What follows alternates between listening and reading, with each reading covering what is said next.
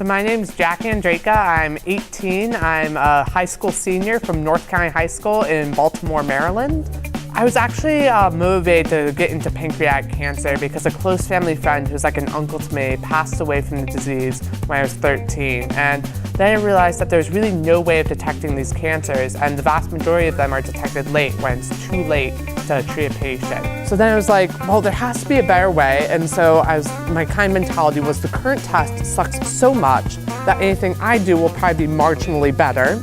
So armed with 8th grade biology, I set out to change cancer diagnostics. Bit lofty of a goal, but I was going to do it. And then I found why we haven't updated our sensor in over 6 decades. And that's because when we're looking for your cancers, we're looking at your bloodstream, particularly for variations in protein levels. And while this sounds really straightforward, it's anything but.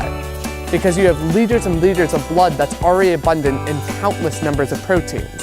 And you're looking for this tiny variation in this tiny amount of protein. It's next to impossible.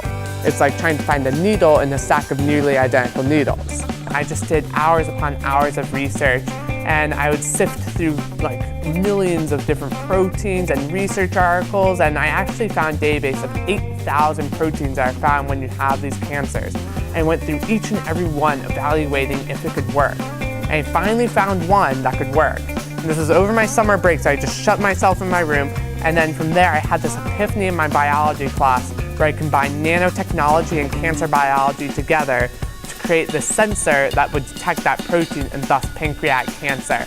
And finally, I realized I'm probably going to need a lab to do this research. I couldn't do cancer research on my kitchen countertop. I emailed out my proposal to 200 professors at Johns Hopkins University and the National Institutes of Health, and I got 199 rejections. Finally, one acceptance at the lab of Dr. Maecha at Johns Hopkins University. It's my big motivation is the statistic that 100 people die of pancreatic cancer every single day. So I'd wake up or go into the lab thinking, how am I going to help save 100 lives today? And then just as soon as I started in the lab, I realized how hopeless I was at cancer research. Over the course of the next 7 months, I screwed up every imaginable procedure ever. I'd trip on my shoelaces and break my cells, or I'd blow them up in the centrifuge, or I'd accidentally overheat them in the incubator. And despite multiple failures in the lab, literally every single day, I finally ended up with one small paper sensor that costs 3 cents and takes 5 minutes to run. And this makes it 168 times faster, over 26,000 times less expensive, and over 400 times more sensitive than our conventional methods of detection. Since then, it's just been a whirlwind. I've been able to go to 20 different countries. I've been able to give a TED Talk. I've been able to meet 3 US presidents, including President Obama. It's just been crazy how amazing it's been since then. The first major award that I won with this was the Gordon E. Moore Award of the Intel International Science and Engineering Fair. And this is essentially the Olympics of science fair. I came in just being so happy that I was there. It had been my childhood dream just to go there, and to win it all was just astounding. I couldn't believe it, and so I was screaming and crying, and my reaction went viral on YouTube, and it was just an amazing moment. Yeah, this story was not without struggles and hardships. I mean, in 7th grade, I went through intense bullying because I was way into math and science, but also because of my sexuality. I was just coming out as gay, and I was just ruthlessly tormented. And this led me to a point where I was incredibly depressed, and I was cutting my wrists in the bathroom and thinking of suicide. But what really got me out of that was my passion for science. I just threw myself into my passion. Luckily, I had my family and friends who supported me, but there was definitely those dark moments where I just didn't see any hope at all. And that's one of the big themes of my book, Breakthrough, is that there is hope and that it does get better, and just stick it out, because life's not defined by one crappy moment and a few jerks. It's defined by you changing the world, because you can change the world.